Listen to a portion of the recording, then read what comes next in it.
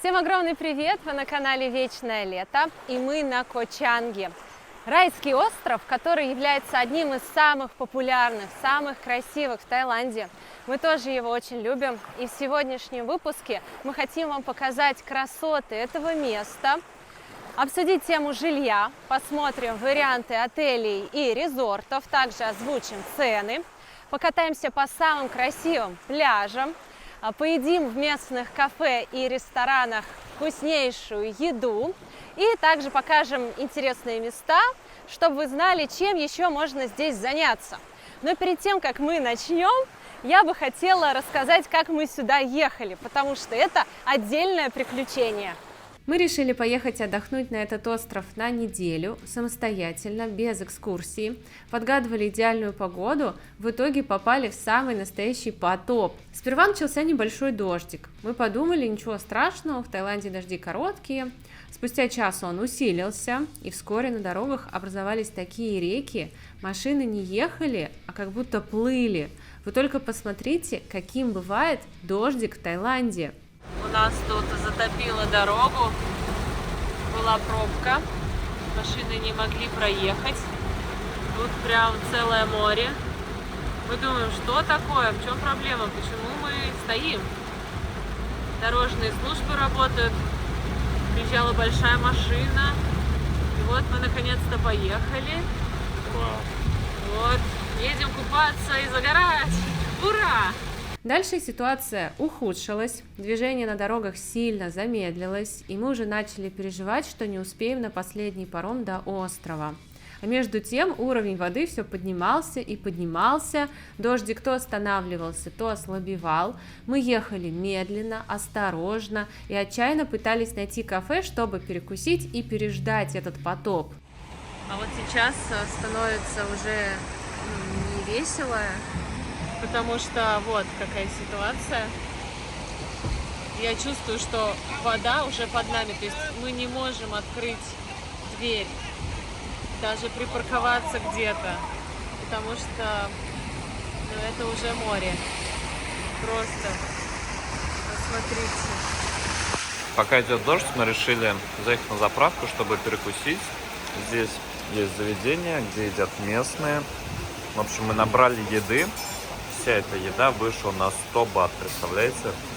Вот это цена, я понимаю, вдвоем поесть на 100 бат.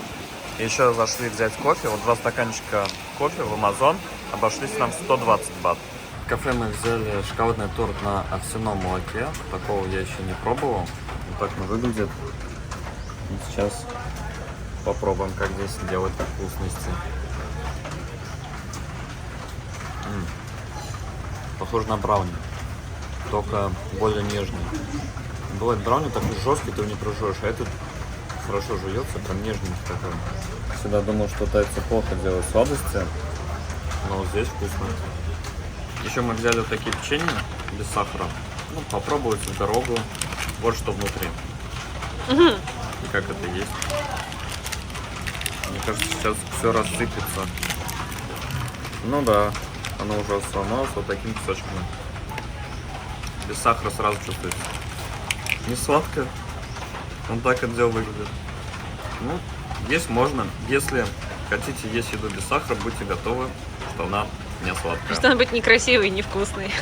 После обеда выглянуло солнце, дороги высохли, и нам пришлось ехать быстрее, чтобы не остаться на пирсе, потому что время поджимало. Несмотря на все испытания, мы все же успели на паром. В общем, ребята, за двоих и за машину мы отдали 280 бат за паром. И вот сейчас встаем в очередь. Мы любим Ко Чанг, потому что, во-первых, там очень красиво, много хороших отелей и потрясающее море, а во-вторых, туда можно добраться на машине. Оплачиваете билеты на себя и на машину, заезжаете на паром, выходите из машины на 2-й этаж, и через 40 минут вы будете уже на острове. На пароме работают люди, которые помогают каждому водителю парковаться так, чтобы не задеть соседние машины. На паром помещается много машин, и самое обидное – это простоять всю очередь и не поместиться на рейс. В таких случаях приходится ждать следующий паром. На самом судне есть туалет, много места, где можно посидеть, а также магазин с перекусами и напитками. Нам нравится ездить на этих паромах, потому что нет качки, есть все удобства, плюс открывается красивый вид на море.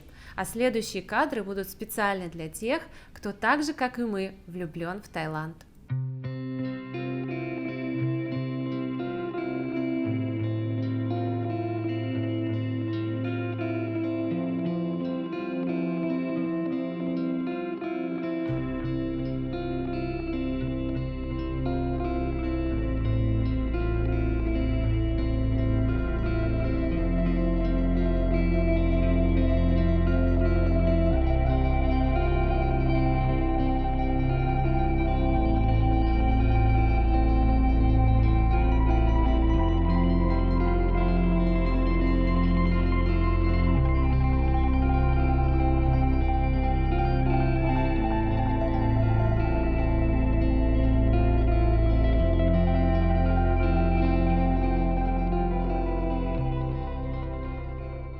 Паром идет плавно, также плавно причаливает, и все, что вам дальше нужно сделать, это сесть в свою машину, выехать с парома и поехать в отель. Ко Чанг находится в Тихом океане у восточного побережья Сиамского залива в паре километров от материка.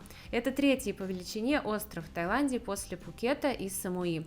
Площадь острова 215 квадратных километров, население 6 тысяч человек, но в высокий сезон это число заметно увеличивается. Лучшее время для поездки на Ко Чанг – это сухой сезон, который длится с ноября по февраль.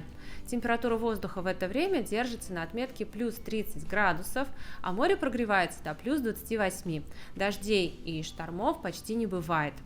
Месяца с июля по октябрь считаются неподходящим периодом для посещения острова, потому что в это время там сезон дождей.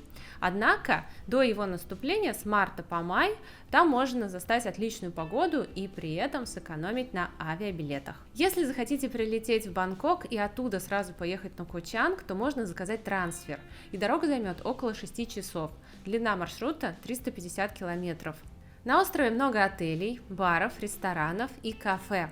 А самые лучшие пляжи мы покажем дальше, поэтому оставайтесь с нами. Из-за сильного ливня мы приехали в отель уже вечером. Но мы не расстроились, главное, что вообще добрались и машина не пострадала. Сейчас я вам покажу наш отель. На этот раз мы поселились в Меркури Ко Чанг Хайвей. Сутки здесь стоят от 4000 рублей без завтрака. Завтрак оплачивается отдельно и стоит 1170 рублей. И давайте покажу сам номер. Здесь 2 кровати. Уютный, мягкий свет, хорошая отделка, чисто, вкусно пахнет, есть шкаф, рабочий стол, холодильник и телевизор. Кстати, матрасы и подушки отличные, спать одно удовольствие. Вот так выглядит санузел, все чистое, красивое. Есть полотенце, шампунь и гель для душа. Мы считаем этот отель очень хорошим в соотношении цена-качество. Он хоть и не новый, но выглядит очень достойно.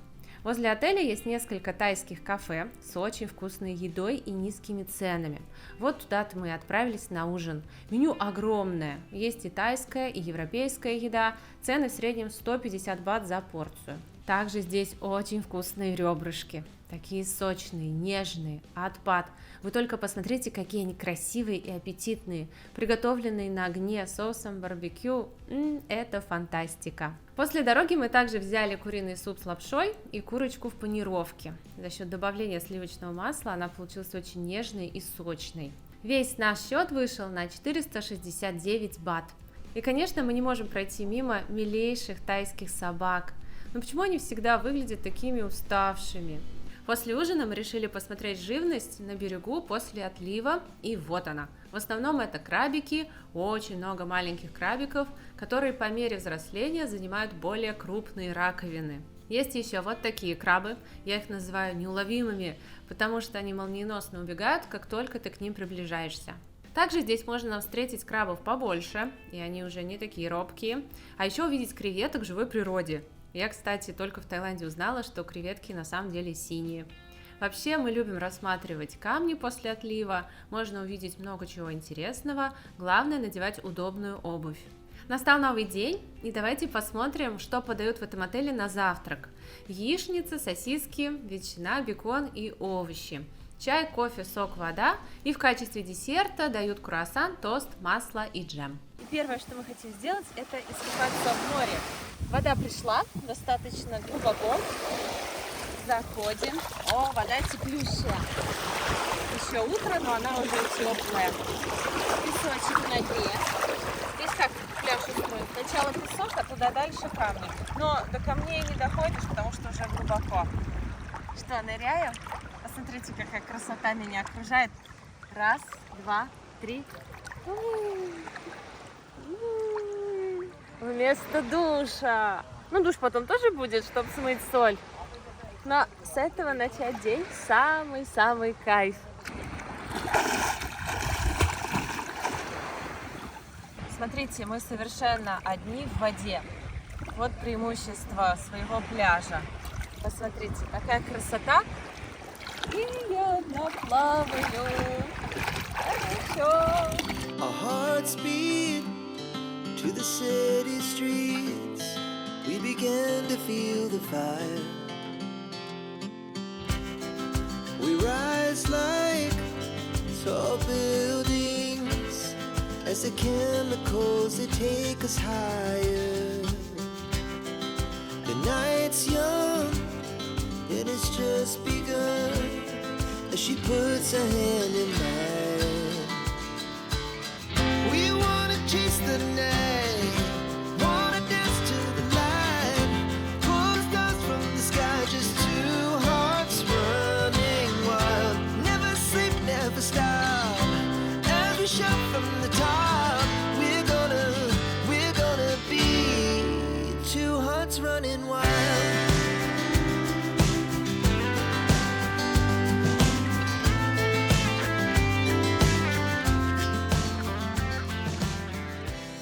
Мы поселились в отеле Mercury Highway.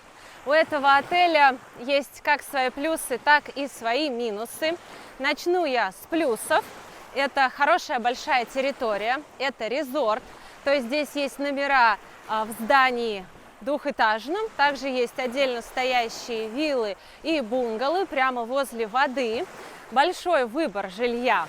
И собственный пляж, посмотрите, он достаточно большой, красивый, но в то же время уединенный. На пляже есть бар, где можно выпить вина на закате. Это, кстати, закатная сторона, и здесь очень красиво садится солнце.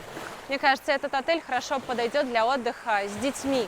Здесь уединенно, тихо, спокойно, и, в принципе, все есть. Также есть кафетерий, причем они готовят продукцию из Starbucks. У них даже фирменные стаканчики, вот эта вся атрибутика, меню. Классно, можно выпить вкусный кофе. Также можно взять на прокат сапы и каяки, чтобы здесь немножечко покататься.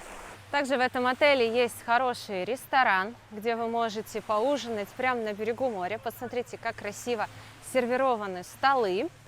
Кстати, отель сейчас полный. Мы вот чудом смогли забронировать номер за 3 ночи в этом отеле. За стандартный номер мы отдали 4030 бат. Также мне очень нравится бассейн в этом отеле. Он необычной формы, красивый. Есть места более глубокие, есть где помельче. Вот такой фонтан, много лежаков. Несмотря на то, что в отеле много людей отдыхает, много свободных лежаков, что приятно. В стоимость, которую я озвучила, не входят завтраки. И здесь есть 2 варианта. Либо за 400 бат вы покупаете их отдельно, и они будут проходить в формате шведского стола. Стол хороший, большой, ассортимент еды классный. Или же заказывайте по меню. Вот мы любим здесь брать American Breakfast, он стоит 160 бат. Чай, кофе, несколько вариантов приготовления яиц, бекончик, круассан, масло, джем. В общем, все вкусненько. Посмотрите, какие еще есть варианты размещения в этом отеле. Что-то типа виллы, большая, на большую семью. И давайте еще посмотрим маленькие бунгало. Из минусов этого отеля: он не новый. И это прям чувствуется в номерах. У нас проблемы с душем, он прям барахлит. Меняет напор на свой вкус по своему усмотрению. И вообще как-то странно он сконструирован, сложно под ним мыться. Видно, что в некоторых местах уже что-то где-то пошарпанное. Но у старых отелей есть один большой плюс. То есть их строили давно. И они заняли самые хорошие локации на острове. собственным пляжем, с хорошей большой территорией. То есть их строили еще по старым ценам. Сейчас построить такой отель будет в разы дороже. По сути, наш номер выходит где-то 1300 бат в сутки. И это в таком большом классном отеле с хорошей локацией. Да, есть свои минусы, но в старых отелях еще делали большие просторные номера. Очень часто в новых отелях делают прям клетушечки. Да, все модное, стильное, красивое, но негде развернуться. Кинул 2 чемодана и ходишь как краб. Вот это мне не нравится. Вот так выглядят отдельно стоящие виллы с бассейном. Тоже классненькие, красивенькие, но, естественно, они уже будут подороже. Еще минус этого отеля в том, что он находится далеко от пирса, куда приезжает паром. Мы ехали на машине сюда от пирса где-то минут 30 по вот такой дороге. Ну, в принципе, когда на машине, все равно. А когда без машины, то тут уже проблемки.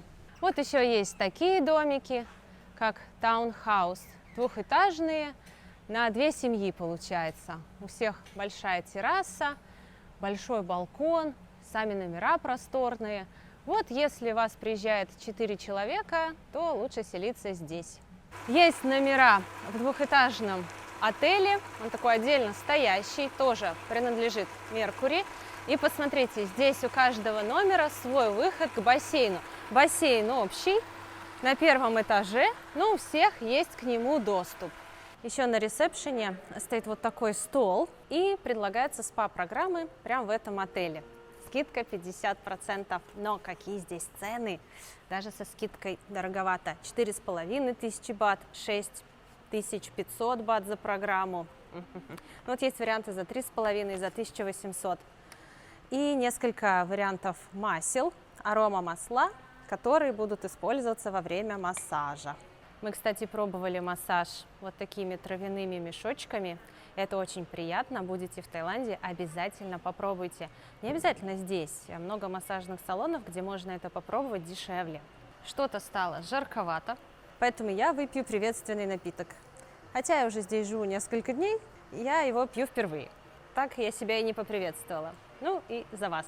Если отдыхали на Ко Чанге, напишите, где вы селились, понравилось вам или нет. На острове вы можете взять байк в аренду. Вот прямо возле нашего отеля есть точка.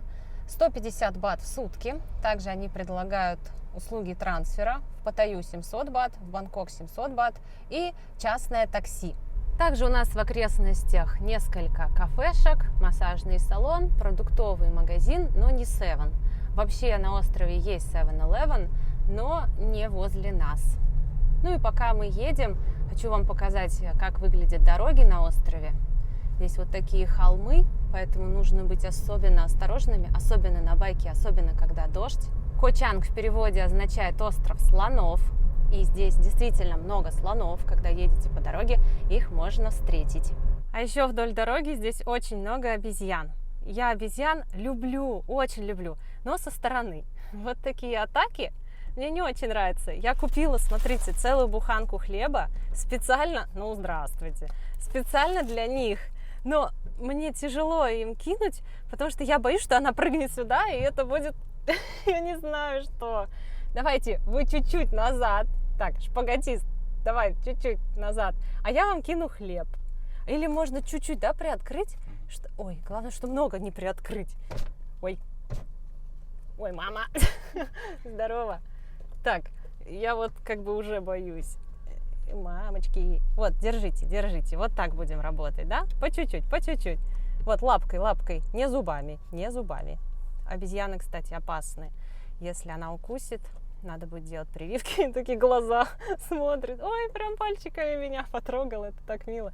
Держите, вот так. И вам хорошо, и мне не страшно. Можно их рассмотреть. Но лучше такое не делать, не повторяйте. Не дай бог, к вам обезьяна в машину залезет. Не надо. Я вот, смотрите, какие у нее груди. Что такое? Ну, кормящая мама, да? Держи. Я помню, в садике иногда приезжал человек с обезьянкой, и мы с ней все фотографировались. Она была прям ручная. И она мне всегда так нравилась, я так радовалась, когда он приезжал. И я почему-то тогда вообще не думала, что она может укусить. А ведь сколько историй, да, как туристов кусают обезьяны. Вот, поэтому надо Осторожней, осторожней. Такие ноги у тебя смешные. Какой у тебя размер? 15-й? Да? Вообще мы не просто будем вам показывать варианты размещения на острове. Мы сами себе будем искать дом, потому что мы сняли на несколько дней в Меркури, и когда там закончатся эти дни, нам придется переезжать. А куда мы еще не решили. И план такой: катаемся по острову. У нас есть несколько отелей фаворитов по отзывам, мы их выписали. Заезжаем в каждый отель, где нам больше понравится, где будут свободные номера, на месте и забронируем. Мы приехали в Nature Resort. И здесь, смотрите, классные бунгало. Мы хотим переехать именно в домик, чтобы немножечко пожить на земле. Показываю, как выглядят здесь бунгало. Есть небольшая терраса, стол, 2 стула, большие окна-двери. Номер тоже достаточно просторный, большая кровать, хорошее постельное белье. Ну, в общем, ничего лишнего, все самое нужное: холодильник, телевизор, душ, даже есть рабочий стол. Посмотрели на сайте, такой домик стоит 1150 бат в сутки. Хотим еще посмотреть территорию, ну, в принципе, как вариант хороший, можем тоже его рассмотреть. Этот резорт находится на первой береговой линии, что плюс. Прямо на пляже у них есть бассейн. И давайте посмотрим, какой пляж. Посмотрите, какой большой, красивый, чистый пляж у этого отеля, песчаный. Это Lonely Beach. На этом пляже много хороших отелей, плавный заход в воду, красивые пальмы, качельки на деревьях. Людей, в принципе, немного, чувствуется атмосфера отдыха. И, что мне еще нравится, здесь делают массаж на пляже, под шум волн, под крышей, на свежем воздухе. Ну, красота! Знаете, как я вижу отдых для себя в этом резорте? Ну, если бы у меня были дети, было бы классно. Мы бы с ними делали песчаные замки, игрались в воде, потому что здесь вот поначалу хороший заход, не глубоко. Хорошо для детей, вон дети играются, им все нравится. Сейчас я бы взяла книжечку, какой-нибудь манговый смузи, и часа 3 вон там сидела, на подушках с видом на море, в тишине, в спокойствии и в компании любимой книги. Окей, understand, thank you so much. Вот я же сказала, здесь прям просится книжечка, и у них есть собственная библиотека. Сейчас узнала, на сегодня, на завтра мест нет, есть только через несколько дней. За домик 1000 бат. Представляете, на сайте бронирования 1150, а здесь 1000. И она сказала, что через 4 дня цена будет еще ниже, 800 бат в сутки. Мы приехали в отель Силван, тоже популярный отель на острове, прям хороший, отзывы классные в интернете.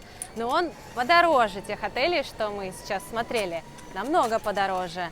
Номер, который мы едем смотреть, стоит 5000 бат в сутки. Посмотрим, что там на богатом. Мы разулись и заходим в номер. Вау! Какой просторный, красивый, so nice. Огромная кровать, диван, еще какое-то раскладное устройство, раскладушка 21 века. И прямо на пляже выходите и на лежачок к морю. Бассейн красивый, огромный балкон. Но 5000. Как бы все хорошо, но 5000. В принципе, не критично. Было бы это 5000 рублей, да, как раньше, в золотые времена. Сейчас уже 15. Давайте быстро заглянем в санузел. О, какая ванна красивая, душ, современный унитаз, многофункциональный, 2 раковины, все в зеркалах. Слушай, вот эта ванна просторнее, чем наша первая квартира. Прям такая студия. Следующий резорт, который мы хотим вам показать, классное соотношение цена-качество, это Сям-Бэй резорт. Посмотрите, какая у него большая территория, и здесь несколько вариантов размещения. Мне очень нравятся вот эти домики не только на первой береговой линии, но и выше. С них открывается красивый вид. Стоимость домика в этом резорте 1300 бат в сутки. У них тоже есть пляж. Ну, я бы не сказала, что он прям шикарный. Песочка прям здесь немного, но зато домики красивые. Можно вон туда чуть дальше пройти и там купаться. Вот люди катаются на каяках. В принципе, тоже уединенное, тихое, хорошее место. Вообще, что касается Ко Чанга, я люблю Ко Чанг. И сейчас, когда мы катаемся по этим местам, мы уже здесь были несколько лет назад с моими родителями. И это была самая лучшая поездка в моей жизни. Мы также приехали сюда из Паттайи на машине, показывали родителям остров. Мой папа рыбак, и он очень любит острова на Волге. Но какие острова на Волге и какие в Таиланде? Бывают острова со своим аэропортом. И мы папе сказали, что мы едем на остров с ночевкой. И он представлял это, что мы поедем с котелком, надувным матрасом, раскладным столом. Я говорю, нет, там есть отели. Он говорит, на острове? Я говорю, да, мы там прям поживем, на машине, на пароме приедем.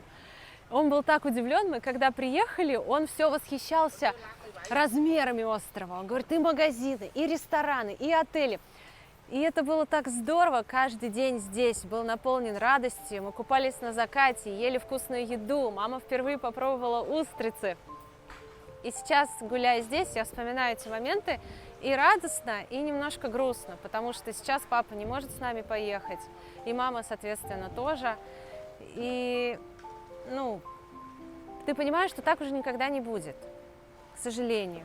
Поэтому, если у вас сейчас есть возможность куда-то поехать, то сделайте это. Возьмите своих родителей, своих близких людей, потому что, к сожалению, жизнь так устроена, что такой возможности потом может уже не представиться.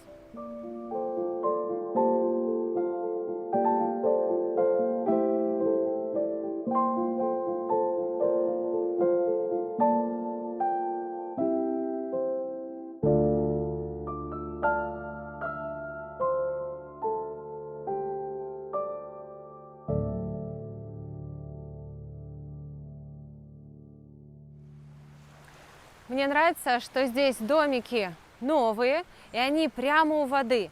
Ты можешь открыть шторы и просыпаться с видом на море, открыть окна и наслаждаться его шумом. Но домики на первой линии близко друг к другу, поэтому если вы хотите какой-то приватности, лучше селиться на второй линии, так сказать.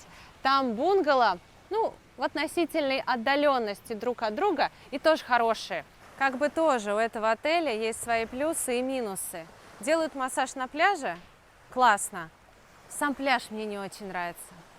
То ли сейчас такое время, что много мусора, то ли здесь всегда так. Вода непрозрачная, а я сейчас так люблю купаться и нырять. Поэтому, наверное, мы здесь не останемся.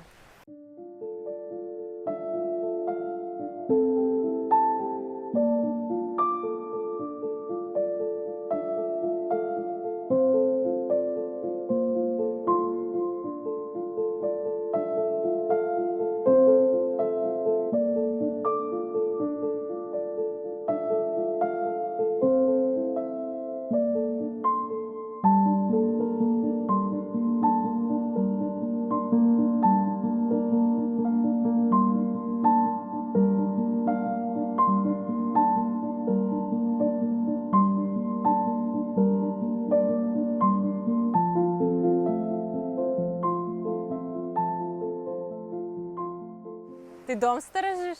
Неожиданно. Мне Саша говорит, Свет, посмотри. Я гляжу, не пойму, что это. Собака, хаски, на пляже, на Ко Чанге. Здорово! Ты охраняешь дом? Молодец. Нравится тебе тут жить? Судя по взгляду, не очень. Ты такой хороший. Давайте посмотрим, как выглядит домик внутри. Все красивенькое, чистенькое, новенькое. Высокие потолки, все nice. Хорошая кровать, большая, телевизор огромный. Красота. Ага, вау. Санузел раздельный, там у нас туалет, и здесь душ. Посмотрите, крыша дает естественное освещение. Просторно, прикольненько, мне нравится. Хочу показать вам еще один номер. Нам его предоставили для съемок любезно наши зрители. Спасибо. Стоит он 1300 за сутки. Есть и такие варианты. Что интересно, на месте дороже, чем на Агода. Мы посмотрели бунгало на первой линии на Агода 1300, а на месте нам сказали 2900. Вот этот номер 1300 с завтраками. Давайте посмотрим, какой санузел. Та-дамс.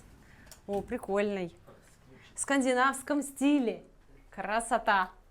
И прямо на воде практически. Вот ребята говорят, что волны сюда приходят Вот посмотрите, живешь в такой красоте. И здесь больше уединения, чем в тех домиках на первой линии.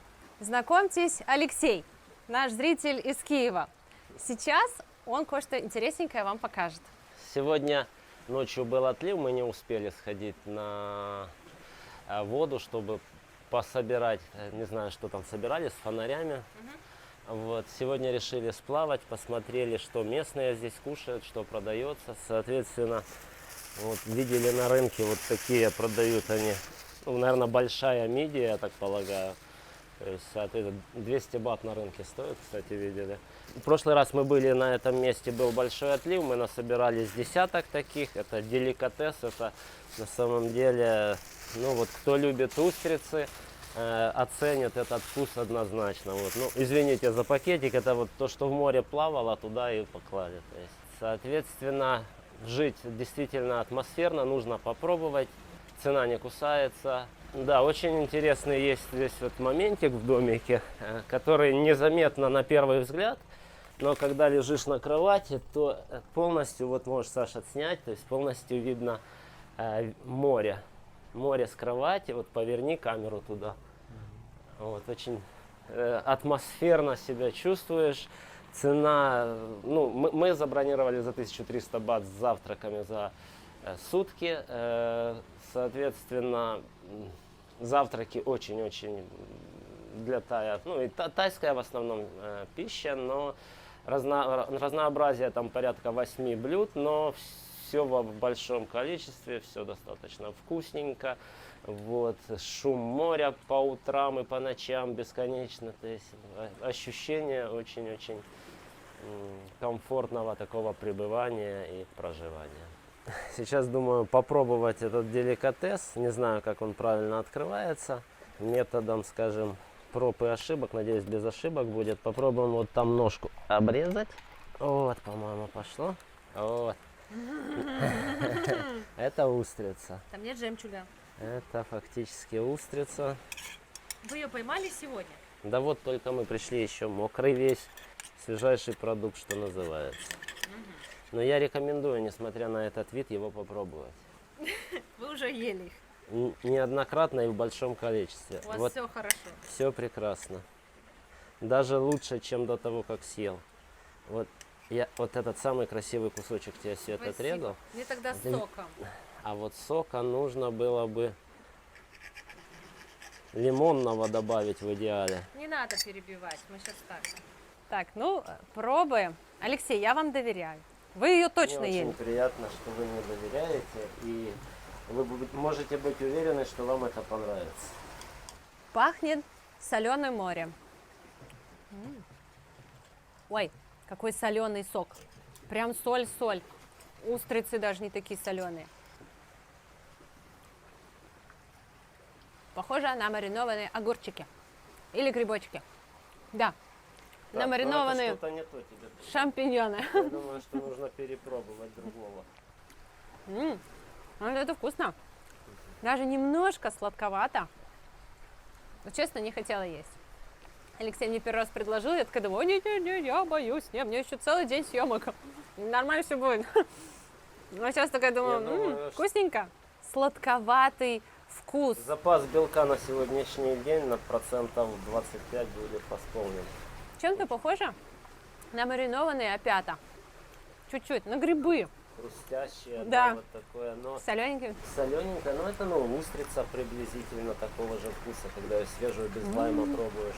Очень вкусно. Спасибо. Доедать будем? Да, я думала, будет хуже, если честно. В общем, спасибо ребятам, что приютили, накормили. Мы познакомились с ними вчера в тайском кафе.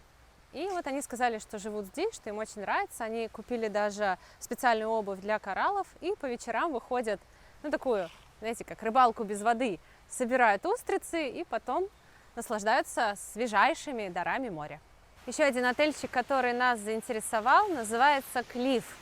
Тоже закатная сторона. Я вообще рассматривала отели только на закатной стороне, потому что как хорошо выйти на свой пляж, полюбоваться закатом на лежаке, на качелях или в баре. И здесь классная территория, именно пляжная. Для меня это большой плюс, потому что на острова я приезжаю ради пляжа. Я стараюсь купаться каждый день. И здесь хороший чистый песок, большая береговая линия, делают массаж на пляже, много лежаков. Вот такие столики, да, кафешка, прям под деревом, все это вечером красиво подсвечивается. Мы посмотрели в интернете, цены за номер здесь в среднем 900 бат в сутки. Но это в интернете. Сейчас посмотрим, сколько на ресепшене, и посмотрим сам домик. Если нас все устроит, то я предлагаю остаться здесь. Территория, не сказать, что большая, не сказать, что маленькая. Единственное, что меня смущает, колючая проволока по периметру, как будто они поругались с тем отелем и такие: все, у нас теперь колючая проволока, мы с вами не разговариваем. Я не знаю, вроде те же домики, но вот как-то они отделились, видимо, на это были свои причины. Посмотрите, как выглядят домики. Получается домик на двоих, коттедж на 2 семьи. Давайте зайдем, сами посмотрим. Вот крылечко такое. Можно уже покрасить его, кстати. Дальше. Интересно. Спальня, гостиная. Это прям дом. Вы посмотрите, в этом отеле завтраки с каким видом проходят. Просто красота. Нам сейчас покажут номер. Я уже хочу здесь остаться. Заходим. Достаточно просторно, красиво. Странно пахнет. О, свой бассейн есть. С видом на зелень, на джунгли, лежачки. Что интересно, на Агоде этот номер 1300 бат, а на месте 2700. Вот многие думают, приеду, на месте забронирую, дешевле будет. На Коh Chang это не работает.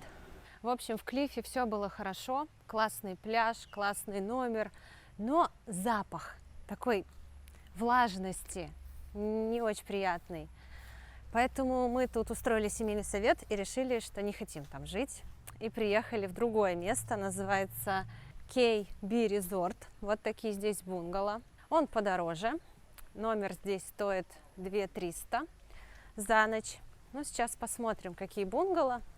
Если понравится и не будет запаха, потому что я уже что-то подустала искать, то останемся здесь еще на 4 ночи. Ой, как миленько! Собака такая хорошая тут живет. Привет! Здорово! So nice! Ну, нам не обязательно даже проходить, так все видно. Вот это, ребятки, то, что мы искали. Мы хотели именно отдельно стоящие бунгало. То, что у них соломенная крыша. Это пальма, по-моему, сушеная. Вдвойне приятно, колоритно, уединенно, тихо, спокойно. Большая территория, есть терраса, стол, стулья на террасе. Мне все нравится. Сейчас нам покажут домики с видом на море. Они подороже, но прям на море. 2800, который прям вид на море. Вау! Nice you, nice dog. Привет, море! О, какой большой длинный пляж! Без всяких валунов, валяющихся пальм. Красота, чистота. К сожалению, вот прям на первой береговой линии ничего нет, все занято. Оно и понятно. У тебя в окна прямо на закат. Закатная сторона, как я хотела. Широкая линия, белый песок, красота, кокосовые пальмы. Здесь прям тропики. Все, и вкусно пахнет. В комнатах чистотой, свежестью. Поэтому я хочу остаться здесь. Все, окончательно и бесповоротно. Беру, заверните на 4 ночи. Это супер место. От души рекомендую. Какой красивый бассейн в этом отеле. Чистый, прозрачный. Швы вот этой затирки белоснежные. Никого. Играет легкая, приятная музыка. Все чистое, все новое. Ничего нигде не отваливается, никакой плесени, никаких запахов. Заехали сюда, ну просто такие, ну давай сюда, давай. И просто вау, просто класс. Прямо сейчас бронируем и теперь живем здесь. Преимущество этого отеля еще в расположении, потому что выходишь с отеля, и там центр, магазины, кафешки, массажные салоны. Все есть, бары. Такая движниковая ночная жизнь. Очень удобно, есть чем заняться. На острове несколько классных смотровых площадок, и на одну из них мы сейчас приехали, чтобы попить кофе. Заказали 2 капучино, капанка, 70 бат стоит, еще Саша взял кокос. И печеньки ты заказал, или они идут в комплекте? Идут в комплекте, буквы. У нас невероятный вид на море. Мы в прошлый раз с родителями тоже были на этой смотровой. Сейчас мы сюда снова вернулись. Здесь все то же самое. Ничего не изменилось. Те же ощущения. Смотришь и думаешь, вау, как красиво. Меня всегда в этом месте удивляет спокойствие воды. Вот такое ощущение, что вода даже не движется. Настолько здесь плавные, тихие волны. Диву даешься. Зелень и слышны звуки вот этих цикад. Я не знаю, вам слышно или нет. Если не слышно, то приезжайте и послушайте. Это супер звуки. Давай, Саша, выпьем за нас, за хороший отдых. Так, так. И, конечно же, мы пьем за вас. Надеюсь, что вы тоже сюда приедете, классно отдохнете. Где поселиться, мы вам уже показали. Но оставайтесь с нами, мы еще покажем, чем здесь заняться. Ой, как горячо, аж рука обжигает. Вкусный кофе, видно, из хорошей кофемашины. И попробуем печенку с буквой L.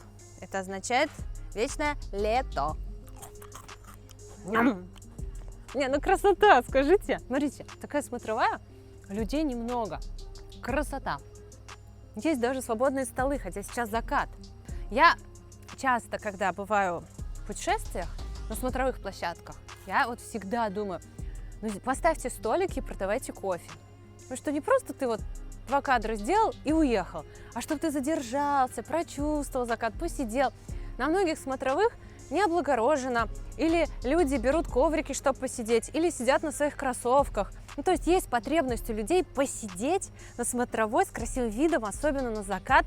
Воспользуйтесь этим, продавайте что-нибудь, чтобы вот так вот не на земле сидеть, да, а спокойно, как-то не особо удобно, вот так, спокойно любоваться красивым видом. Ну, супер же! Ребята, мы переместились в Турцию, а точнее в турецкий ресторан на Кочанге, называется он Алатурка. И посмотрите, какая здесь красота. Я на минуту прям почувствовала себя в Турции.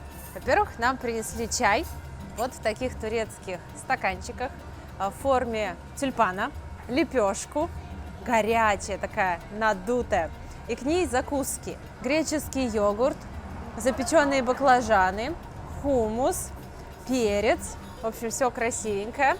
Где поесть на Кочанге? Если вы любите шашлыки, ребрышки бараньи, люля-кебаб, пиде, сладости турецкие, то можете прийти сюда. В этом выпуске будет много еды, поэтому если вы еще не запаслись вкусненьким, срочно это исправляйте, чтобы мы ели вместе. Вот эта лепешка, смотрите, прям как в Турции. Я удивлена. Прям то же самое. Внешне. Но так ли на вкус? Ну, пахнет так же. Я люблю. Она прям огненная, как это, пышет жаром. Вот так. И прям горячий воздух. Люблю вот так ее раскрыть, положить что-то из закусочек. Например, печеные баклажаны с перцем и зеленью. Это вкусно. Есть 3 размера вот таких закусок. Small, medium и big. И мы взяли самую маленькую, small. 250 бат стоит. Я считаю, на двоих более чем достаточно. Это космос. Печеные баклажаны, помидор, зелень, черный перец. Это так вкусно. Напоминает икру. Знаете, на зиму мы в банке закатываем кабачковую. Вот похожий вкус. Я прям соскучилась по этому вкусу. Мне мама похоже делает. Вкуснятина. Сейчас попробовала вот этот греческий йогурт с оливкой и зеленью. Тоже очень вкусно. В сочетании с печеным перцем. Это просто фантастика.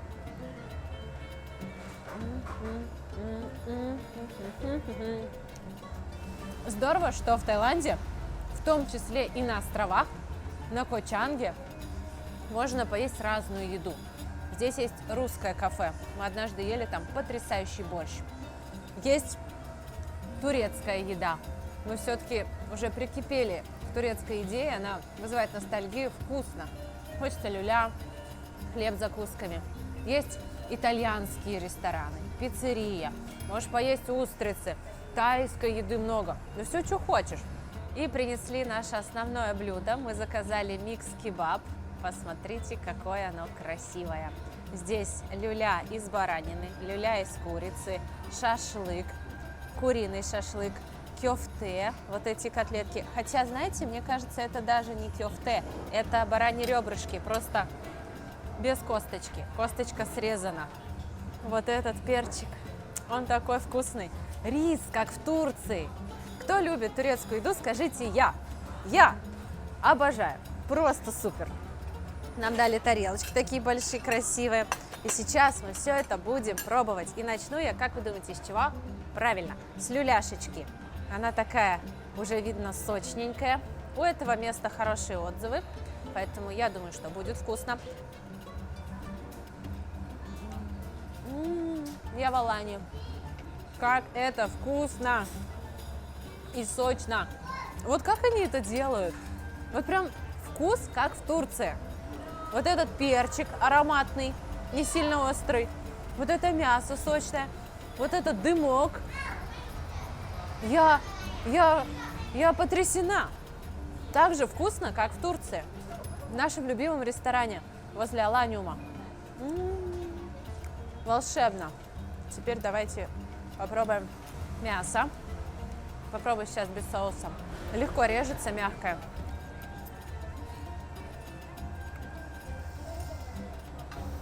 Ну, нельзя быть так вкусно. Восторг и самые лучшие слова этому блюду. Видно, что человек умеет готовить. И, похоже, он из Турции. И я хочу, чтобы ты попробовал и подтвердил мои слова, потому что ты точно подтвердишь. Это то, что мы любим в Турции. Ну, ребят, смотрите, какая красота, какая тарелка. 650 бат все это стоит.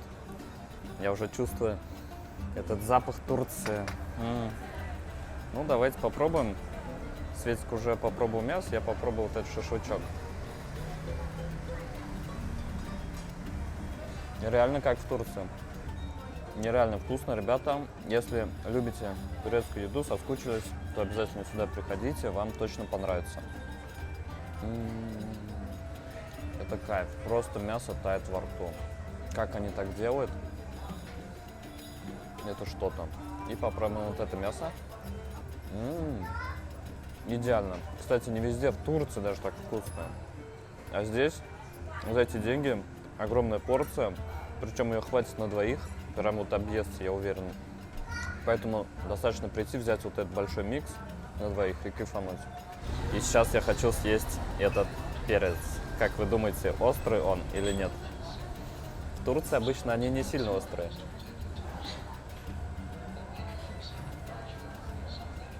Острый.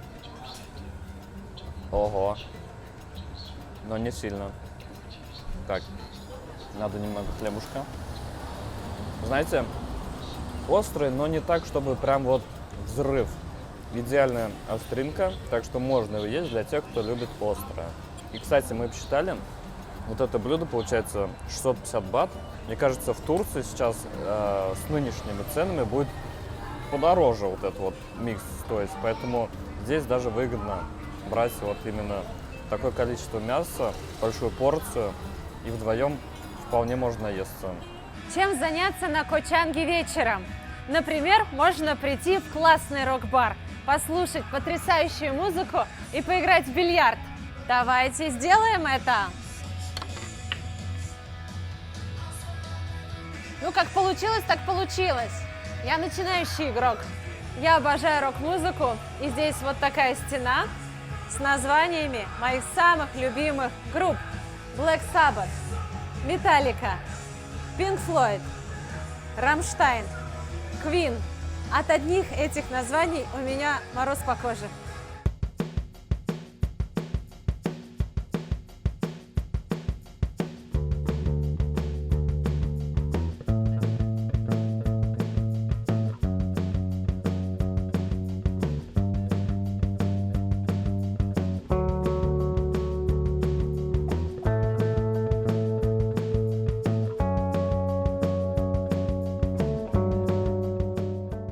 Настал новый день, и мы переехали в новый домик. сейчас вам покажу, что мы сняли. Это КБ Резорт, который нам очень понравился. Это именно то место, которое мы искали, которое мы всегда ищем, когда приезжаем на остров.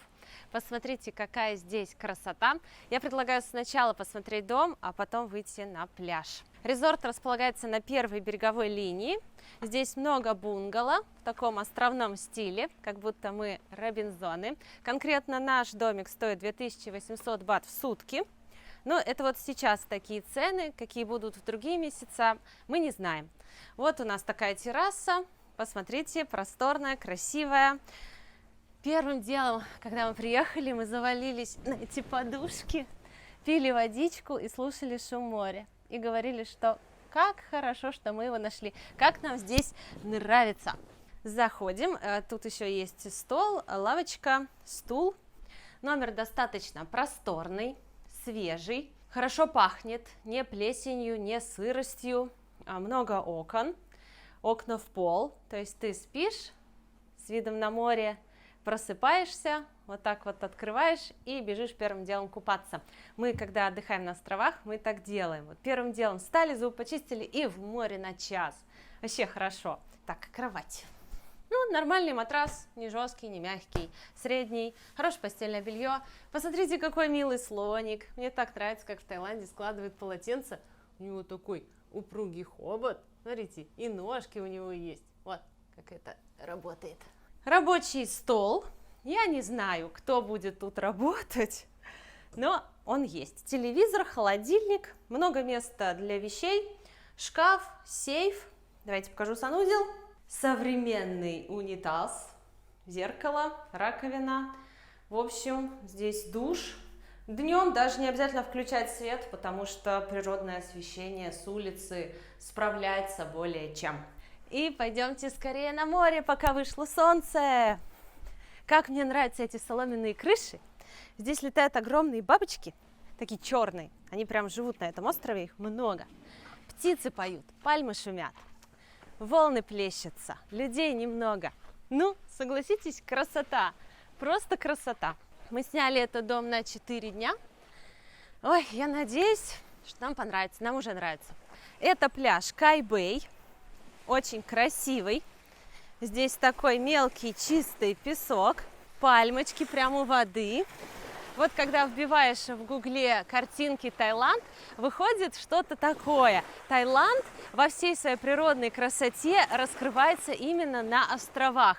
Ко Чанг, Ко Кут, Самуи, Пхукет.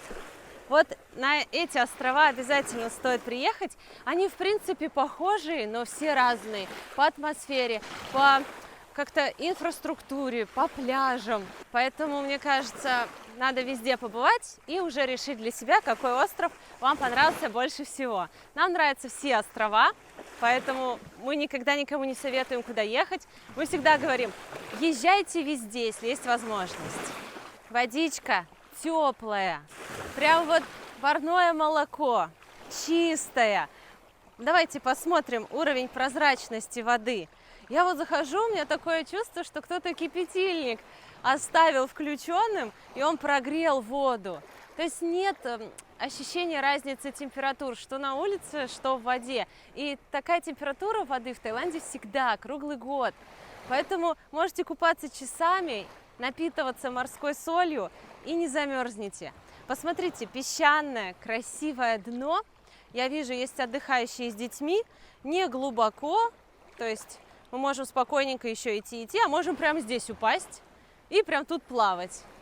Ну просто красота. Our hearts beat to the city streets. We began to feel the fire. We rise like tall buildings as the chemicals they take us higher. The night's young, it has just begun as she puts her hand in mine. Как вкусно пахнет морем, цветами и отдыхом. Вы всегда мне пишете, Света, мы не можем, к сожалению, поехать в Таиланд в этом году, отдохни, пожалуйста, за нас. Ребята, я не могу, при всем желании, я не могу отдохнуть за вас. Я могу сделать все, чтобы помочь вам сюда приехать, подсказать, как лучше это сделать. Поэтому обязательно подписывайтесь на наш канал, ставьте лайки, это будет лучшая благодарность за нашу работу. А также заходите в нашу группу в Telegram. Мы там выкладываем самые актуальные новости, что-то, что происходит в реальном времени. У нас там много интересных обсуждений. В общем, заходите, там интересно. Чем еще можно заняться на Ко-Чанге? Например, пойти в спа.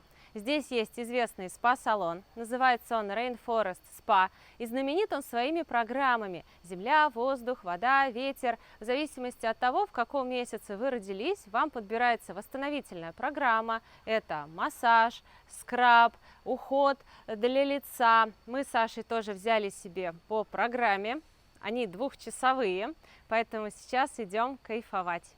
Бронировать нужно заранее, мы приехали вчера, и времени, на которое мы хотели, уже не было программы, то есть кто-то уже забронировал. Поэтому нам на полчаса предложили попозже, мы согласились. Одна программа стоит 2500 бат с человека.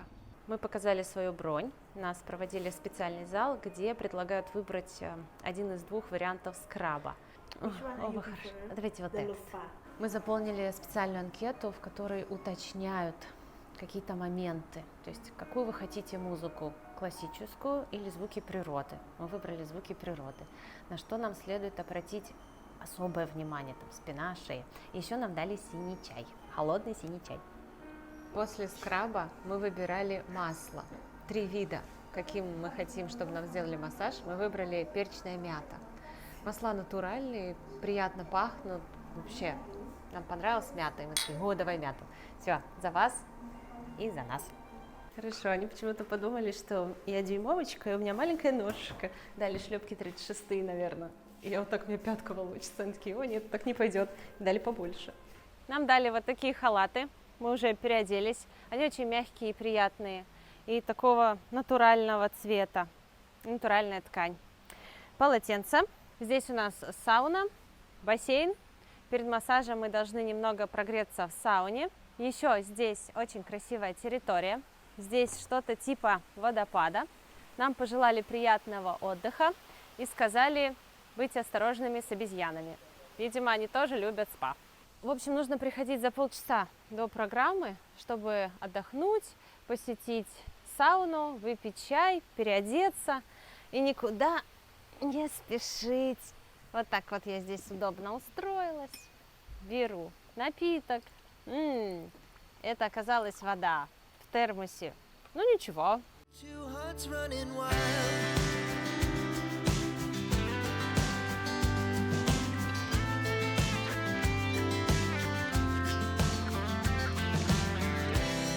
Now the morning is the afternoon. We lay awake in bed. The glass so loud as the hours pass. We're gonna do it all again. We wanna chase the night, wanna dance to the light. Pull stars from the sky, just 2 hearts running wild. Never sleep, never stop, as we shout from the top. We're gonna be. We're gonna be 2 hearts running wild.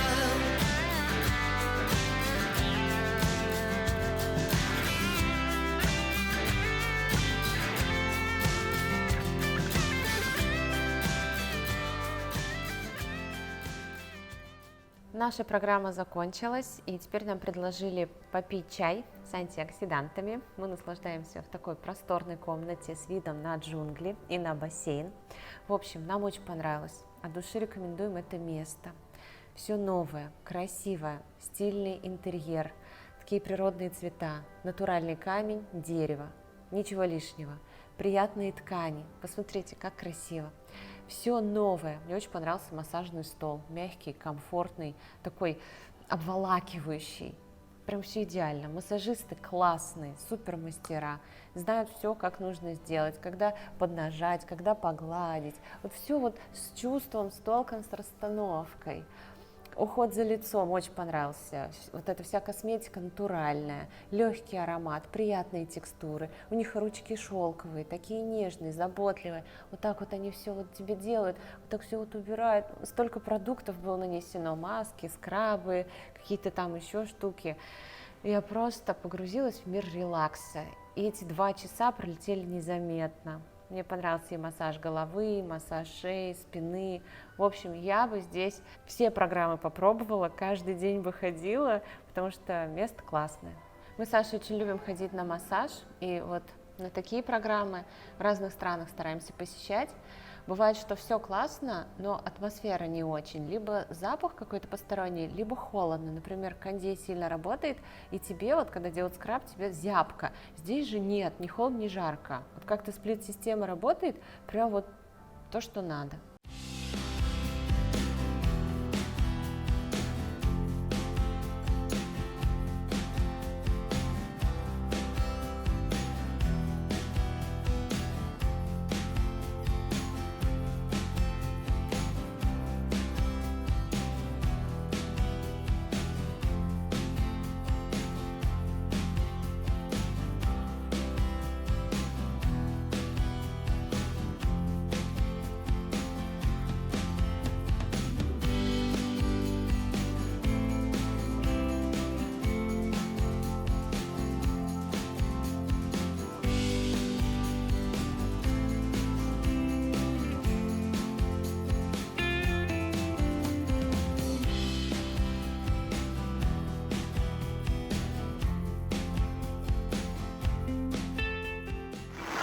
Ребята, чем заняться в Таиланде во время дождя? Я предлагаю вам купаться в море.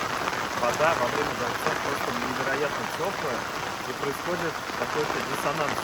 Из-за дождя телу холодно, а когда ты погружаешься в воду, она кажется горячей. И это такой кайф, так классно.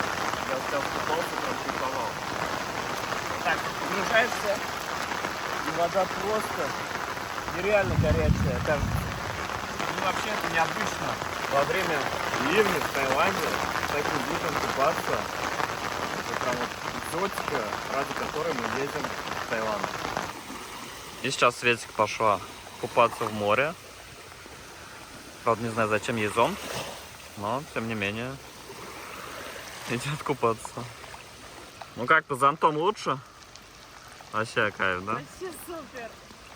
Так что, ребята, запасайтесь зонтами, когда едете в Таиланд.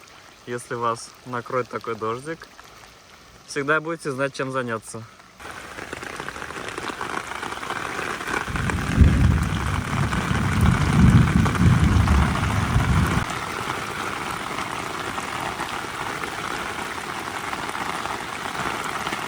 Нет, это все хорошо, но у меня вопрос. То, что мы вот так вот торчим из воды с зонтом, по нам молния не ударит? Можно вообще так делать?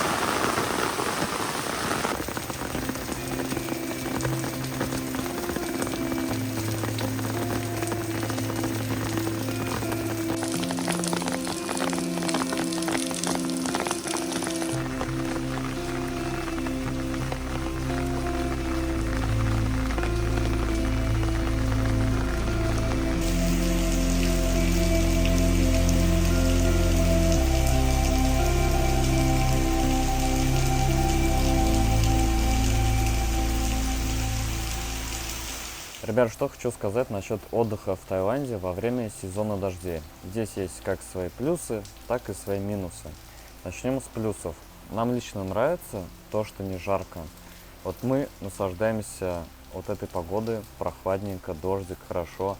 В море купаешься, тебе не жарит, нет духоты. Это плюс. Минус, конечно, то, что идет сам дождь.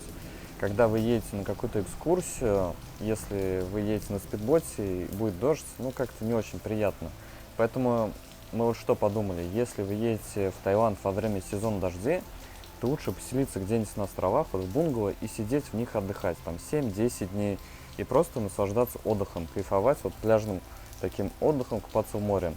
Но ехать на экскурсии в сезон дождей не очень хорошая идея, потому что вы попадете в дождь, и добираться во время дождя домой на спидботе не очень приятно.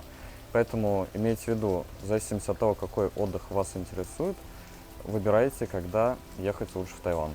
В Таиланде высокий сезон считается с ноября по март, все остальное считается низкий сезон, там уже получается много дождей, поэтому имейте в виду, в основном все люди приезжают на отдых в Таиланд зимой, потому что здесь комфортная температура, нет дождей и хорошо можно перезимовать. Ну и, кстати, самый главный плюс отдыха в Таиланде во время сезона дождей – это то, что нет народа, ну практически нигде нет. То есть можно спокойно везде гулять. И скидки на отели. То есть в высокий сезон здесь будет все забито, и цены будут где-то в 2 раза выше. А в низкий сезон не жарко и много доступных вариантов со скидками.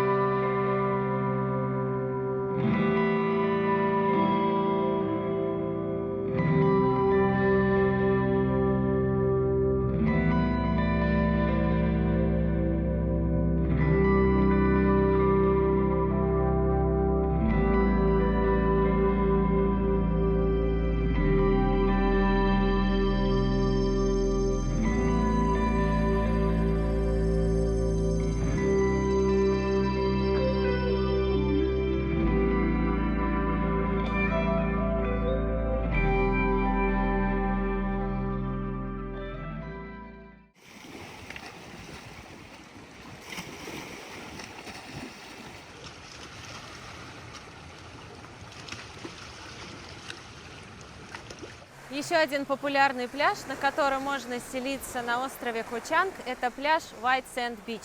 Он считается самым популярным, самым тусовым пляжем на острове. Здесь богатая инфраструктура, много баров, ресторанов, кафешек, резортов, где можно поселиться. И кроме того, это первый пляж, который вас встречает после того, как вы съезжаете с пирса, с парома сходите. Вот это первый пляж, не надо далеко ехать. Очень удобный, красивый, большой, но здесь нет такой уединенности, как вот на тех пляжах, где живем мы. Сюда классно приехать, потусоваться, но жить мне больше нравится там. Но каждому свое.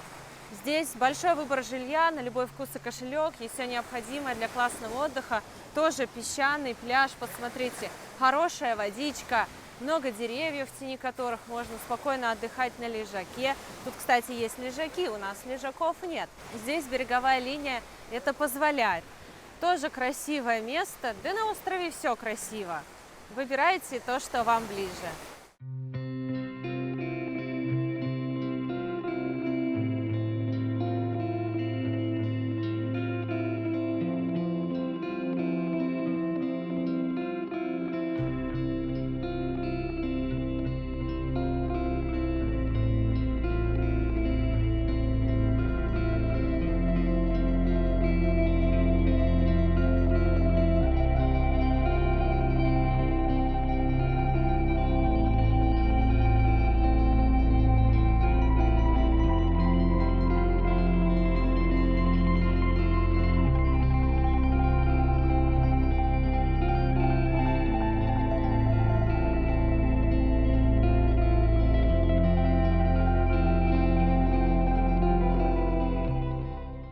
многие нас спрашивают, изменился ли Таиланд после пандемии.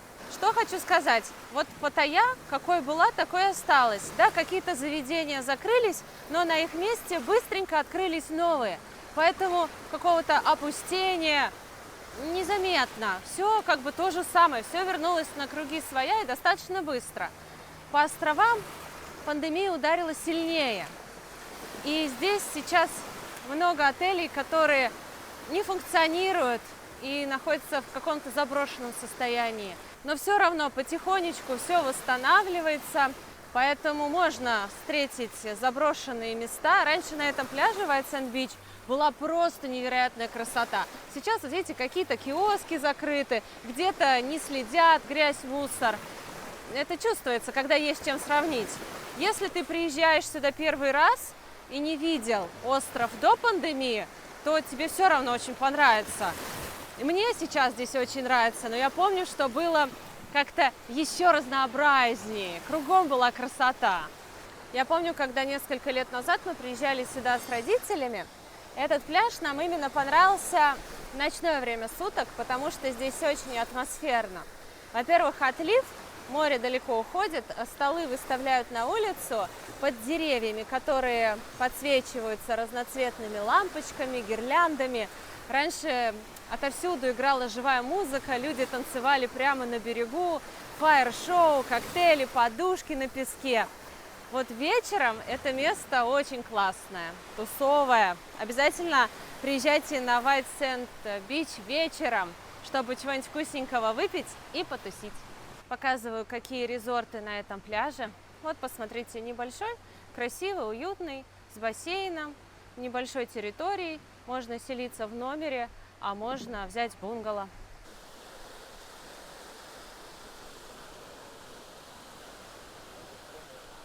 Мы вышли на дорогу. Вот если считать море первой линией, то это вторая линия. Море, резорт и вот вторая линия. Что вы получите, когда выйдете из своего бунгало, если поселитесь здесь? Развитая инфраструктура, самая богатая на острове. Банкоматы, рестораны, агентства экскурсий. Даже можете сделать тату, массаж, такси-сервис. Ну, в принципе, смотрите, все функционирует, все, что нужно есть, не пропадете.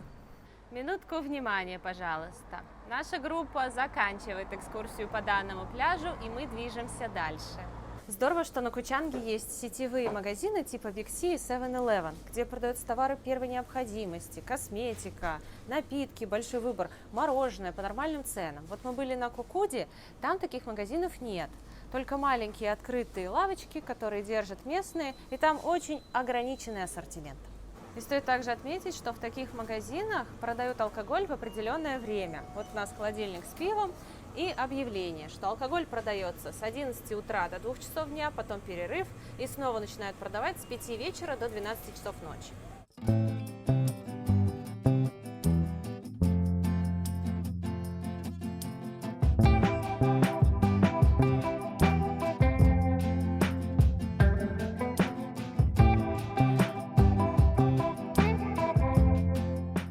Чем еще заняться на Ко Чанге? Можно приехать на водопад. Здесь несколько водопадов, но все они небольшие. Мы приехали на один из них и за 20 бат купили корм для рыб. В Таиланде, когда ты кормишь рыб, ты таким образом очищаешь свою карму. Сколько рыбы! Я что-то с дороги смотрела, думала, да тут одни камни, рыб-то где? Оказывается, много. Смотрите, вот сейчас приплывут. Обалдеть, круто! И мальки, и такая крупная рыба. Мне кажется, корм больше, чем она. Все равно ест, и крупная ест. Классно. Сейчас, смотрите, прям много кину.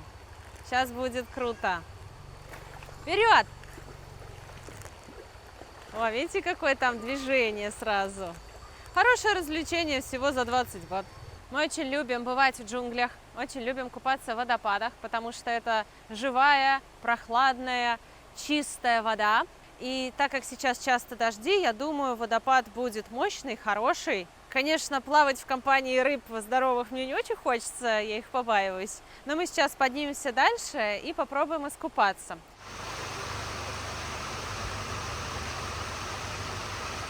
Этот водопад называется Клонг Плу. За вход нужно отдать 200 бат с человека, и паркинг для машины 40 бат, для байка 20. Дорога к водопаду – это всегда отдельное удовольствие, потому что ты идешь по такой узкой природной тропе в окружении джунглей и потрясающих звуков цикад.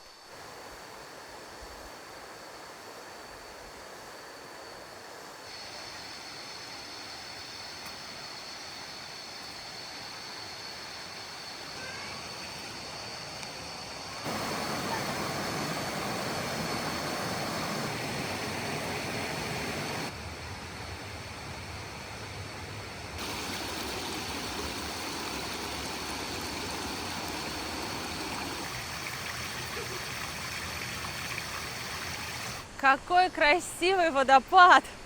Я почему-то думала, он будет меньше. Просто и высокий, и мощный. Посмотрите, с какой скоростью льется вода. Он белоснежный. На камеру почему-то он не так выглядит мощно, как в жизни. Все, мы добрались до пункта назначения. И я уже окунула ноги в воду. Что касается температуры, во многих водопадах вода настолько холодная, что аж ноги сводит. А в Таиланде такая жара, что даже в водопаде вода не сильно холодная, как в Волге летом.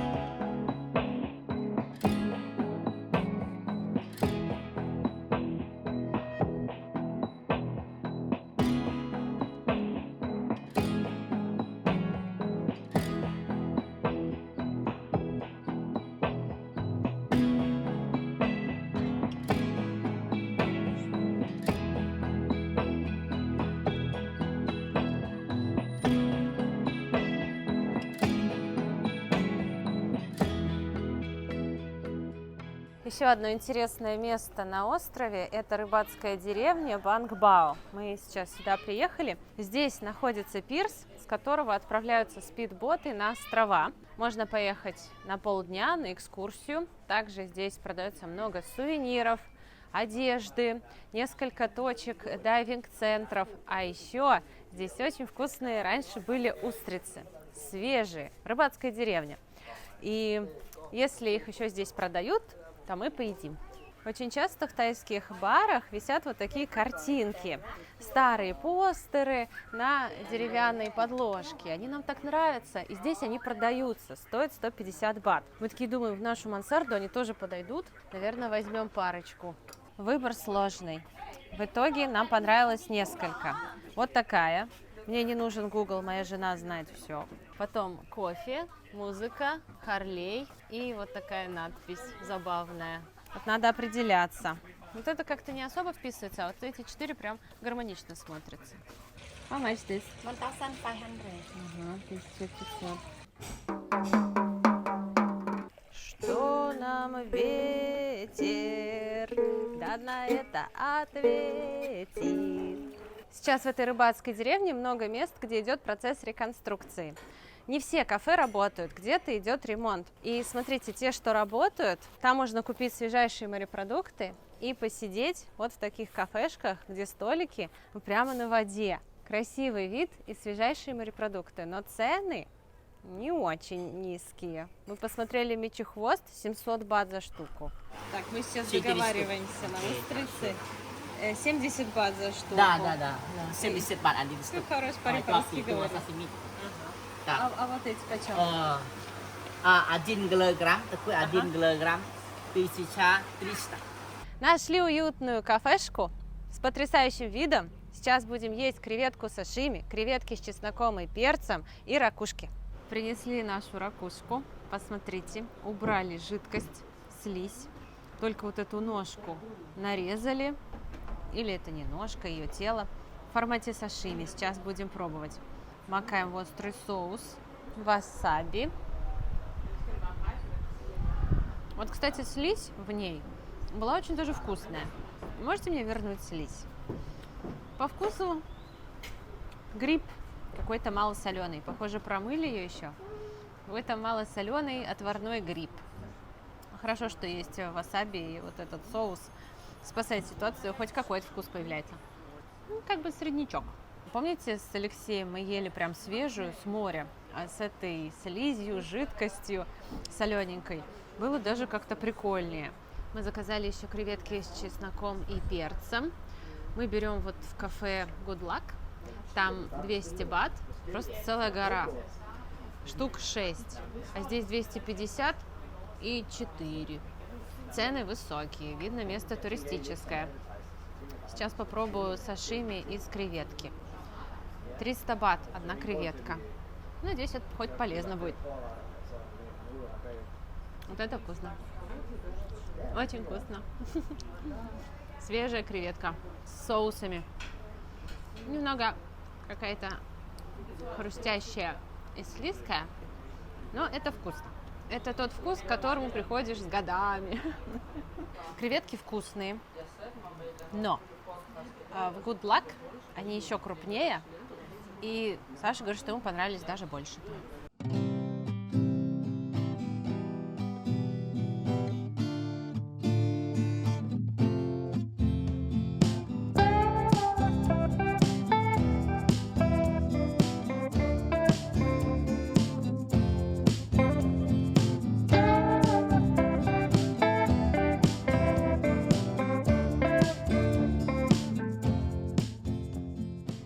Наш ужин вышел на 990 бат, плюс чаевые, и паркинг 40 бат.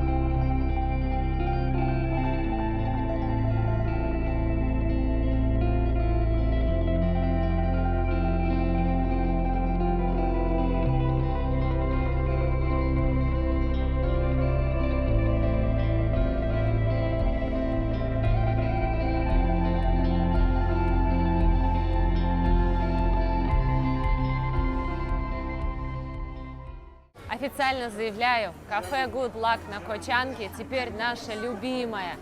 Потрясающе вкусная еда. Приходим сюда уже 4-й раз и всегда заказываем эти невероятные креветки с чесноком и перцем.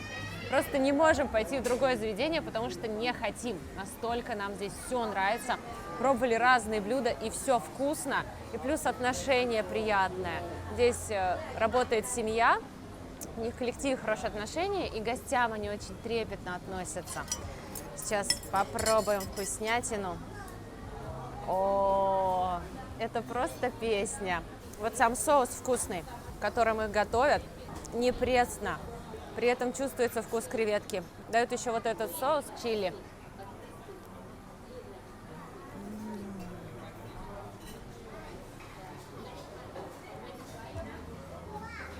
Это 5 из 5. Это так вкусно. Классно, что она большая. Чувствуется вот эта чесночная корочка на креветке, перчик. В меру соленые, жирненькие, сочненькие. Здесь даже, я вот люблю лапы погрызть. Здесь вкусно все. Мы познакомились с ребятами, они тоже сюда постоянно ходят, говорят, это лучшее кафе. Только сюда. Спасибо. The best кафе. Знаете, как инспектора гида Мишлен ходят в заведение несколько раз, чтобы убедиться в его качестве, в том, что действительно заслуживает звезды. Вот мы пришли 4 раза, каждый раз был идеален, поэтому была бы я в совете Мишлен, я бы дала звезду этому заведению.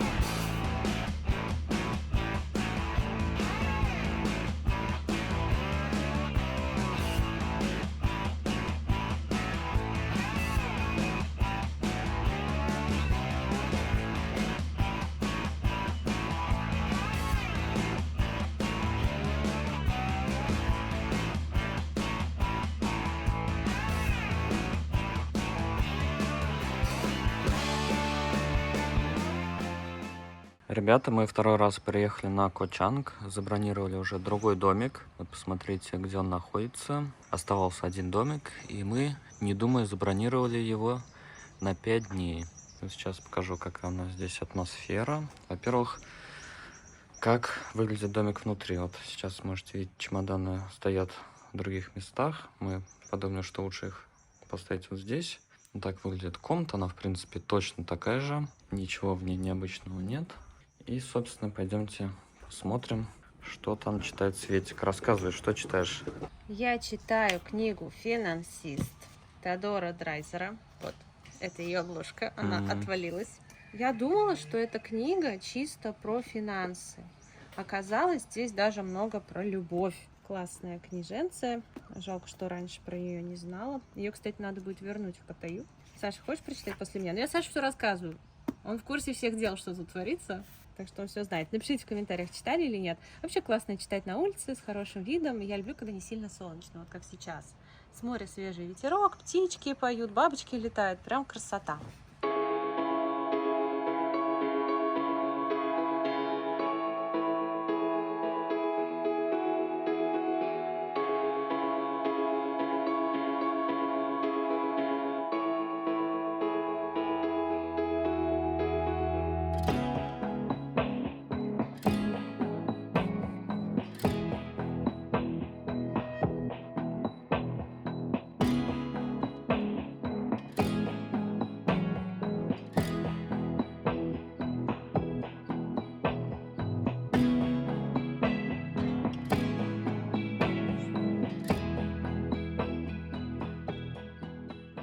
Сегодня мы приехали в мангровый лес. Это тоже достопримечательность острова Ко Чанг. Посмотрите, как все это дело выглядит. Сейчас мы пойдем внутрь.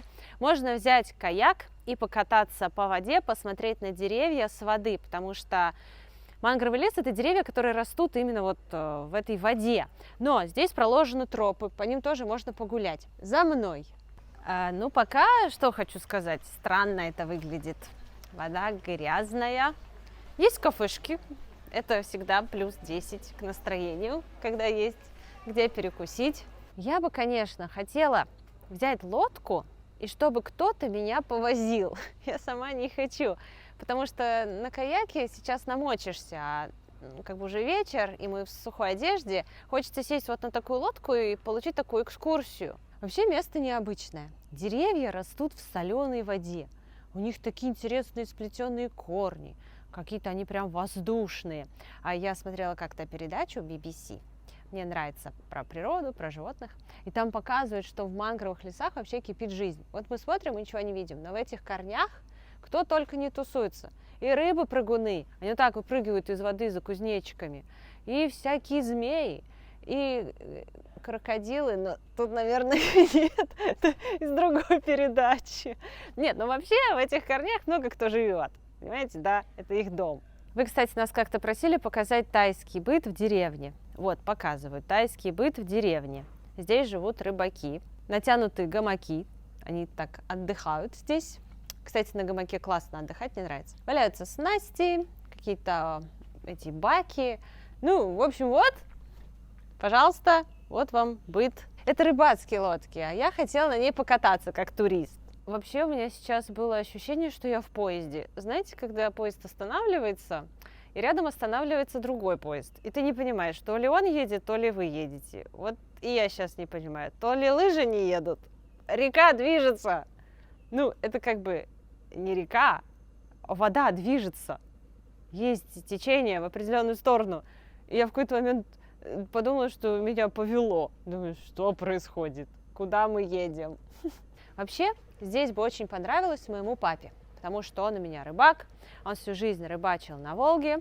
Здесь было бы ему интересно посмотреть на местные снасти, способы ловли, обменяться, так сказать, премудростями. Вообще здесь очень красивая природа. Я чувствую, что заряжаюсь здесь энергией. Я слушала Тарсунова, и он сказал, что женщина заряжается от 3 вещей. От нахождения в природе, от общения с другими женщинами и от похода в храм. И еще немного рыбацкого быта. В этом есть своя романтика. Посмотрите, как они спят. Большая гостиная, ну, такое помещение. Здесь матрасики, подушечки. Ну классно. И от дождя, и от солнца, и от ветра защищены. Мне бы даже хотелось, знаете, пожить одну ночь в таком месте. Вот с максимально простыми условиями. Мы тут наблюдаем, как разгребают сети. Смотрю, мелкая ячея. Значит, не такая уж крупная рыба. И у нас есть возможность посмотреть, как устроены мангровые леса. Вот, видите, я вам говорила, какие корни. Ну, здесь, конечно, еще валяется всякая всячина. Еще и здесь находится токсен-терапия. Токсен-массаж – это глубокая, серьезная работа с мышцами. Иногда даже применяют такой молоточек. Мы пробовали токсен-массаж, прошли, наверное, сеансов 5. В Паттайе, правда. Там мужчина, мастер, делал. И это так больно, аж искры из глаз. Он вправляет мышцы постукиванием вот такой палкой в молоток. Тык-дык-дык. И это, это больно, но эффективно. И вот здесь есть центр токсен-массажа. К сожалению, сейчас закрыт, но имейте в виду.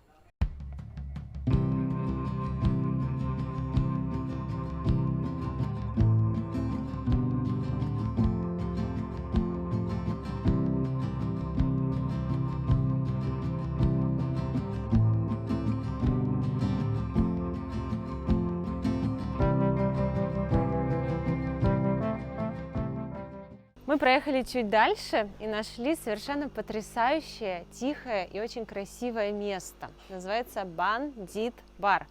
Бандит пишется в 2 слова. И посмотрите, какой здесь открывается вид. Я даже хочу тяпнуть по кокосу. Просто вода, стекло, шелковое. А нас попросили переставить машину, и мы такие думаем, а почему ее переставлять? Она говорит, кокосы падают. Кокос может на нее свалиться. И думаю, вот о чем, об этом вообще не подумала. Тоже можете посмотреть, как здесь все устроено. И еще, что касается тайского быта. Вот вы просите показать тайский быт. Ребят, он разный, как и российский быт. Кто-то, допустим, ловит рыбу, кто-то в горах Чангмая собирает клубнику, кто-то выращивает папайю, да, кто-то управляет отелем. Мы можем приехать в Бангкок к какому-нибудь состоятельному человеку, кто работает, у кого там свой бизнес, и у него будет квартира в огромной башне, там 400 квадратов, с потрясающим видом, хорошая машина, то есть все по-разному, в зависимости от того, кто чего хочет, кто чем занимается. Свежий улов. Многие спрашивают, откуда привозят там креветки, они выращенные, не выращенные. Какую-то рыбу выращивают, например, вот тилапию, я знаю. Есть свежий урожай из моря, природный.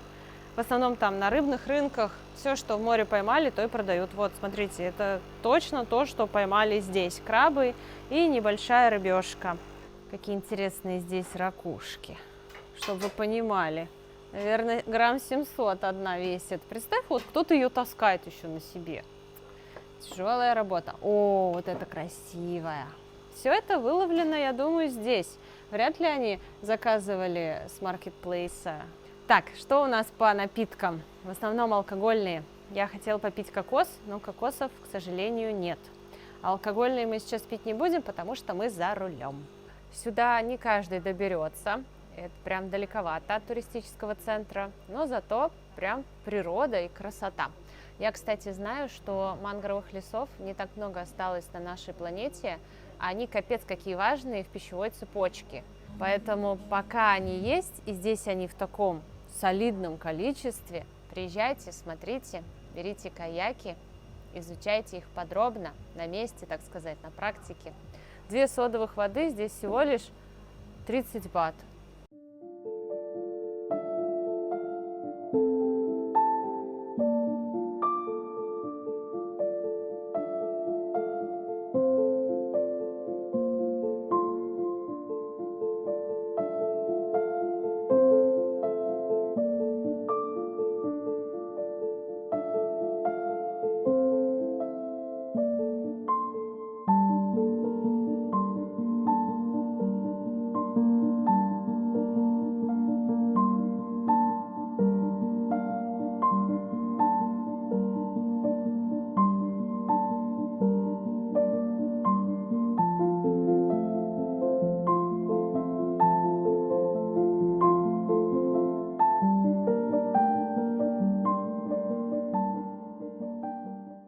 Иногда мы выкладываем обзоры новостроек, комплексов шикарных, которые строятся по всему Таиланду, в том числе и на островах, на Пхукете. И многие из вас расстраиваются, что вот остров так сильно застраивают, он уже не будет таким природным.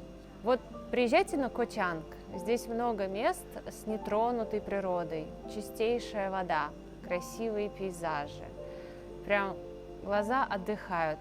Если вы хотите отдохнуть от города и суеты, то приезжайте на Ко Чанг, в этот бар, на закате, берите содовую воду. Для нас, кстати, включили гирлянды и тайскую музыку. Наблюдайте за птицами, за рыбками, за вот такими бабочками, которые здесь летают, черные, красивые. И отдыхайте. Вот сколько ездим в Таиланд, уже 10 лет. Сколько лет жили постоянно, и все равно эта страна не перестает нас удивлять. Всегда открываются какие-то потрясающие новые места, острова, сколько здесь островов, и каждый из них не похож на другой. У всех своя энергетика, своя атмосфера.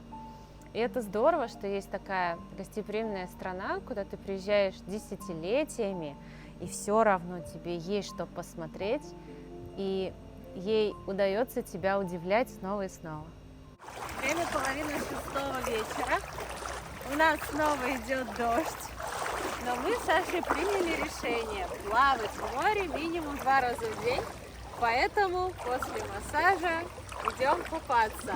Хорошо, что в отеле дают такие шапочки для душа. Все, иду нырять. Ну вот, и волосы не мокнут. И я сдерживаю обещания. Кстати, вода горячая. Даже в бунгало сидишь, так прям свежо. Я думаю, ой, купаться, наверное, холодно. Саша говорит, да пойдем. И мы пришли, я захожу в воду, и она прям кипяток. Ну, не прям кипяток, да, но горячая. Вот как будто вы набираете горячую ванну, сидите в ней минут 20, и вот она так остывает, и получается такая вода. То ли на контрасте с улицей, то ли она, в принципе, такая горячая. Но вообще кайфово. И у меня и в глаза не попадает, и на голову не попадает. Красота! И никого в воде. Что-то все пошли на ужин. А мы наслаждаемся громом и красотой.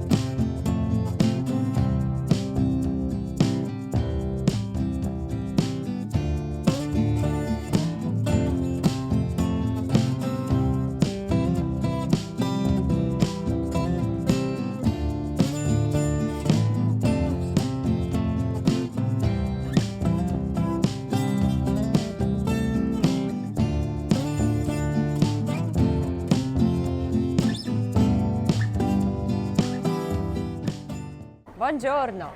Сегодня мы хотим вам показать еще одно вкусное место на острове Кочанг. Это итальянский ресторан. Называется Белла Вита шефа Клаудио. Здесь всегда много людей. Домашняя итальянская настоящая еда. Мы пьем виноградный сок.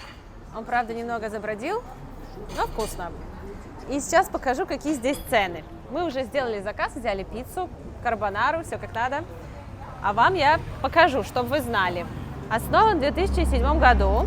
Это напитки, вина, можете посмотреть, какие цены. Традиционные коктейли, пиво. Я не буду долго зацикливаться, вы вот просто так сориентируйтесь. Закуски у нас 150, 280 бат. Вот это вкусно, брусчетта, вот это. Помидоры, оливковое масло, хлебушек. Такие вот у нас есть салаты. Цены в среднем 200-250 бат. Супчики. Паста карбонара у нас стоит 260 бат. Есть также горячее мясо. И мы взяли вот такую пиццу. Она стоит 350 бат. Кстати, можно сюда прийти просто на кофе и десерт. Например, эспрессо 60 бат, капучино 90. Из десертов тирамису, панна-котта, шоколадный мусс и мороженое. Вот еще какой-то десерт, но я не знаю, что это такое, никогда не пробовала. Начинаем нашу дегустацию. Порция большая, хорошая, принесли быстро. Еще дали сыр.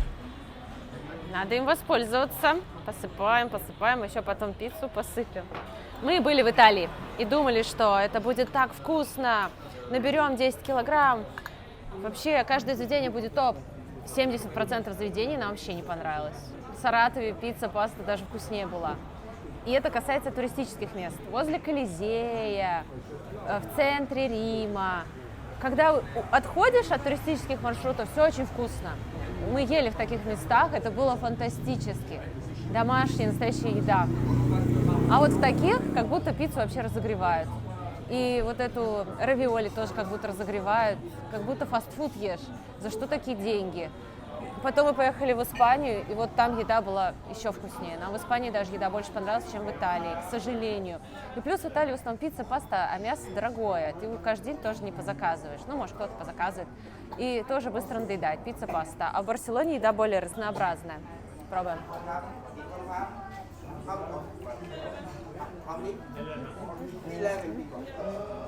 Очень вкусно. Как в нетуристических районах Италии. Идеальные спагетти. Соус волшебный. Это не сливки, это желток. Все как надо. Ветчина. Сейчас попробуем. За пасту твердая пятерка. Кстати, в Италии во многих ресторанах накручивают отзывы. Каким образом они это делают? Если человек все доел, они дают ему карточку на TripAdvisor, чтобы они написали положительный отзыв. А вот мы, допустим, не доели, нам не понравилось, нам карточку не дали. Мол, типа, ваш отзыв нам не нужен. Мы собираем только отзывы тех, кому понравилось. Но это же тоже как-то нечестно, да, несправедливо. И в итоге у них там 2000 отзывов, толпа стоит, очередь. Мы сколько в очереди простояли. Хорошо, шампанское давали. И посредственная еда. А рядом рестораны, там работают взрослые итальянцы, они пустые. И я думаю, что там даже вкуснее. В общем, паста вкусная. Пробуем пиццу. Тесто прям хорошее, тоненькое, жевательное. Знаете, не сухое. Такое оно эластичное. Много мяса. Классно, что в Таиланде много заведений с тематической кухней. Кухней разных народов мира. Вот здесь чисто итальянская и готовит повар из Италии. Это насколько нужно быть уверенным в своих силах, чтобы открыть итальянский ресторан в Таиланде, да, в другой стране, на острове, и знать, что он пойдет. Это наверняка ты должен круто готовить, получить признание уже от многих людей. Это не просто думаешь, ой, открою ресторан, я вот вроде как умею. Не пойдет, не пойдет. Нет, за границей это сложнее сделать. И вот везде, куда мы приходили, в тематические рестораны, везде вкусно. Вообще пиццу я полюбила еще до того, как впервые ее попробовала. В далеком детстве, по мультику «Черепашки-ниндзя». Они всегда там ели пиццу. Я думала всегда, о, пицца, тоже тебя люблю, тоже хочу. Правда, все очень вкусно, даже Саше понравилась карбонара, хотя обычно ему макароны не очень нравятся, он больше любит картофельное пюре. Наш счет вышел на 990 бат. Вот, посмотрите, что мы брали. К нам еще вышел шеф-повар. Я смотрю, он идет на меня, а я знаю, как он выглядит по картинке. Я думаю, ой, я вас знаю, я вас видела на картинке. И он подходил к каждому столику, спрашивал, все ли в порядке. Это очень приятно. Мы такие, да, все вкусно, спасибо.